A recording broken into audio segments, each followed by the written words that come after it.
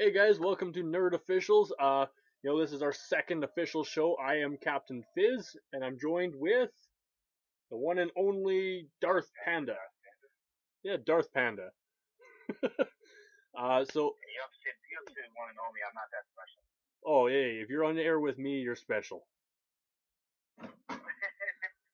So, uh, if you tuned into our previous show, you know we are pretty much big on sports, any sport, anytime, blah blah blah.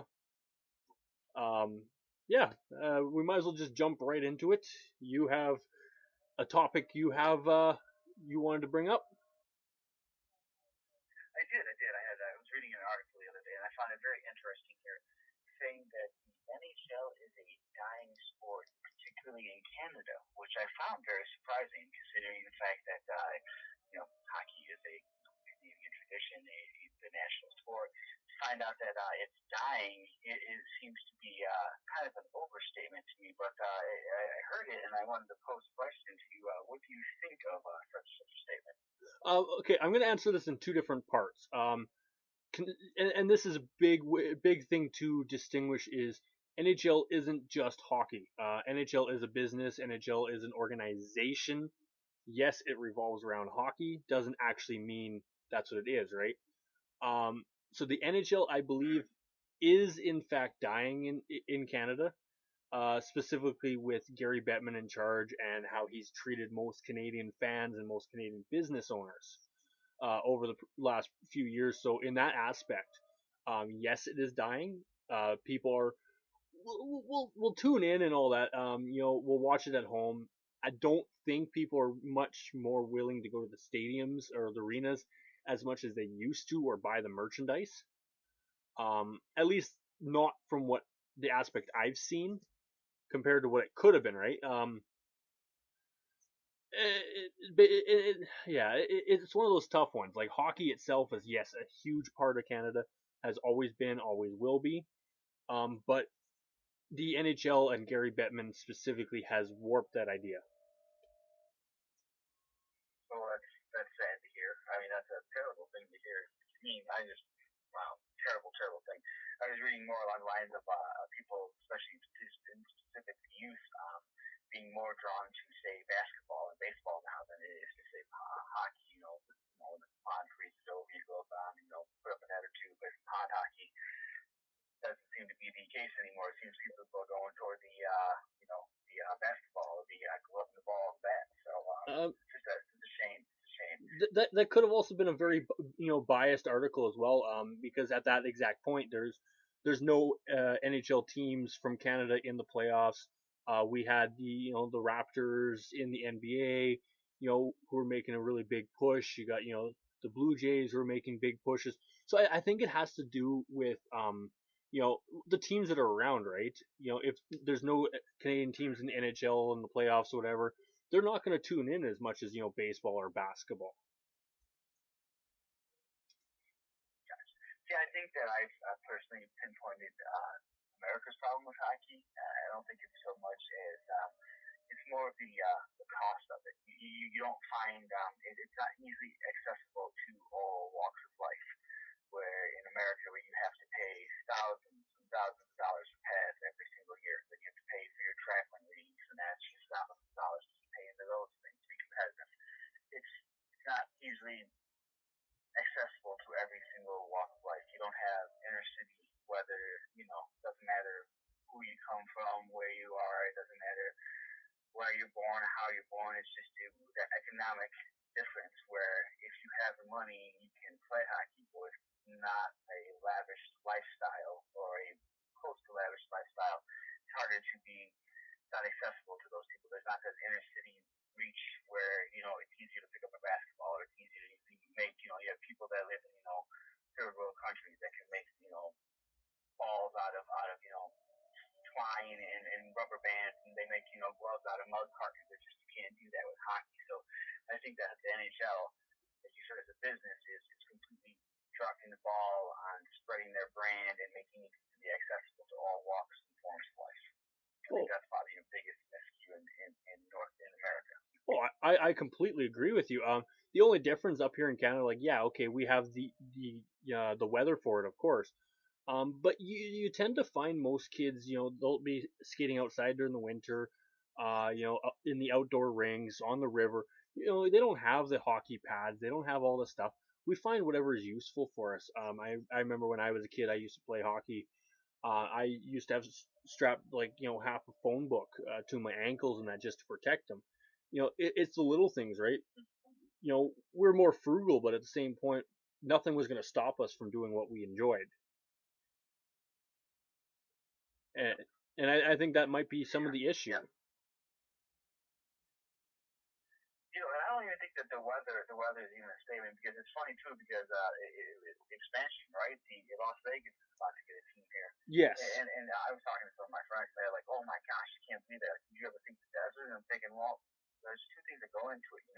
One, they had an outdoor exhibition game, I believe, against the Rangers. I can't remember what time it is, 96 maybe, 94, somewhere around there. They had that and it blew up ever since then. Vegas has had this hungry culture for hockey. It doesn't, and plus Vegas is also kind of a richer area too, so they can afford to have that hockey sense there. So it it's not so much weather as much as I think it's just money. You follow where your money is. Where the money is, where there's a little bit of appetite, then it can blow up. It's just you got to be able to start trying to reach different people. And I think that the NHL has become archaic in the sense that they don't roll with the times, they don't change with the times, they don't market it, they don't appeal to the young the way that basketball is, football is, baseball is. I mean, hell, even baseball is. It means so much more than it used to be. I remember baseball used to be like a boring sport, right? I mean, now it's this big the marketing push that baseball puts that they're fun, they're exciting, all the new rules to make the game quicker, so it's more accessible, it's more entertaining to the younger sensationalistic type of audience, the young audience they have, what can you do for me now, the flashy bright lights. I don't think the NHL is really doing its fair share in attracting the younger crowd, No, I completely agree. Now here's my big question for you. Since you put me on the spot, I'm gonna put you right back on the same damn spot. Um, do you feel that Vegas deserves a team more than say Quebec City or even Seattle? You know, yes, yes, and no. Okay, so yes, because I feel like they don't have they're one of the biggest metropolitan areas that does not have a major sports team. So yes, do I feel like they can handle it? Do I feel like they have the people, the resources, the chance for it to be successful? Yes. Do I feel like they deserve it more than say Quebec just based on hockey tradition? Probably not. I mean, people of Quebec are rabid hockey fans. I mean, huge hockey fans. I know when the Nordiques left to go to Colorado, that was a huge loss. But at the same time, with the Canadian dollar not being what it is, it's kind of a risky venture to start something up there. So I guess I can see the restraint, but at the same time, it also doesn't buy any goodwill toward the Canadian fan base either. So it's a lot of politics mixed with hard numbers. Yeah, and especially when Quebecor, who would actually eventually own a hockey team in Quebec City, was willing to pay the $650 million Canadian price tag just to bring a team in. You got to question on a financial and a business aspect. Was this more of a personal shot or was this just Vegas seemed like the smarter move at the time? I think if you would ask me if I had to just quickly, gutly, instinctively answer, I'd say that whether I agree with the decision or not, or agree with the thought process, that's not what I'm getting at. But I think that's probably he just thought it was a better business decision to go with Vegas.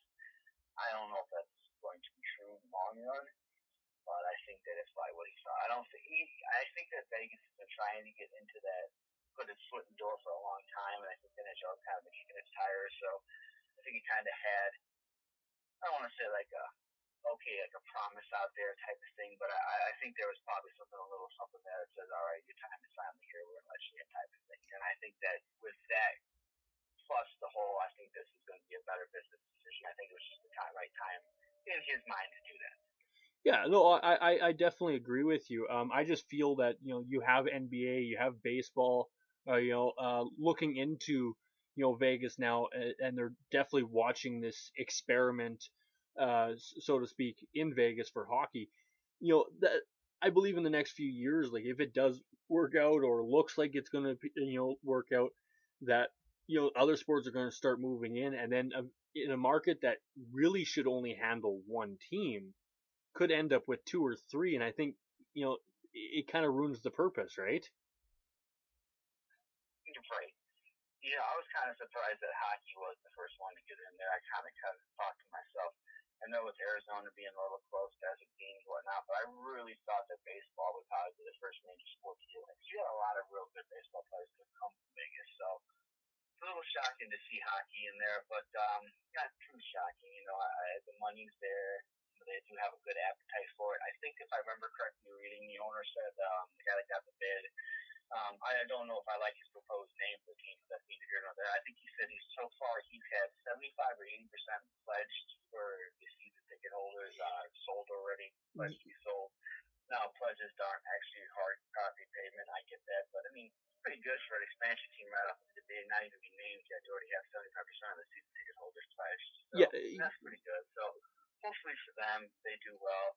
I would like to see, personally, I would like to see, I know they didn't want to take their roll the die on two teams, but I would like to see them kind of add the two teams and then see Vegas and Quebec got it. But maybe, who knows, maybe Vegas does well and in 2 years Quebec can get it.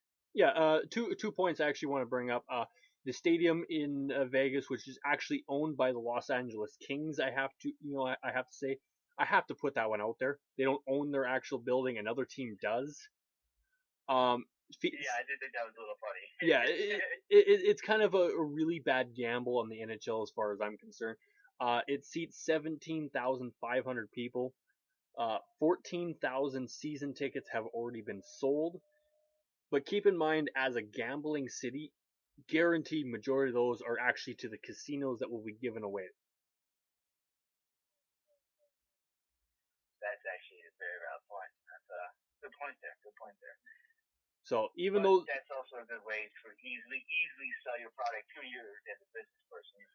That's great marketing. People start liking that, then that product comes in, then you start kind of fueling the appetite and the desire for the team. So it could be a kind of a smart gamble in the sense that it's almost free advertising at that point. Because not only is your ticket being bought up, but yeah, they're getting thrown out and they're given away by casinos. That's also free advertising.